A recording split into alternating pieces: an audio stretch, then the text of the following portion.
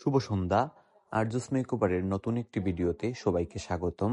ভালো আছি আমি, আপনারা কেমন আছেন? আজকের আমার মিষ্টি ব্রাইড পিয়াদি।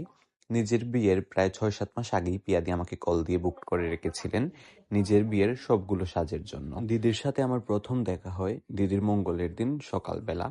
খুব কম সময়ে দিদি আমাকে খুব কাছের একজন বন্ধু বানিয়ে নিয়েছিলেন। দিদির শপিং গুলা ছিল খুবই গুছানো এবং পরিপাটি, এবং দিদি আমাকে বারবার বলেছিলেন যতটুকু মিনিমাম সাজানো যায় ততটুকুই সাজাই, যেন দিদিকে দেখতে খুবই আই সুদিং লাগে। দিদির সবগুলো সাজি অলরেডি আপনারা আমার পেজে দেখে নিয়েছেন। সাজ নিয়ে কি বলবো, এক এক দিনের চেয়ে এক এক দিনের লুক ছিল সেরা। নিজের বিয়ের 4টি অনুষ্ঠানে দিদি 4 ধরনের লুক নিয়েছিলেন। বিয়েতে দিদি লাল টুকটুকে বউ সাজতে চেয়েছিলেন, এবং আমি আমার সিগনেচার ব্রাইড লাল টুকটুকে বউ দিদিকে সাজিয়ে দিয়েছিলাম।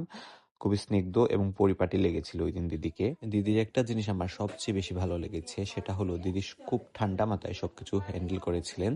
আমি যখন মঙ্গলের দিন দিদিকে সাজানোর পর বলেছিলাম যে, না দিদি আপনি ওনাটা ক্যারি করবেন না, ক্যারি করলে আপনার শাড়িটা হাইড হয়ে যাচ্ছে বা এত সুন্দর চুলের বেনি ওইটা দেখা যাচ্ছে না। তো দিদি খুব আন্তরিকতার সাথে এবং বিনয়ের সাথে ওনাটা অ্যাভয়েড করেছিলেন।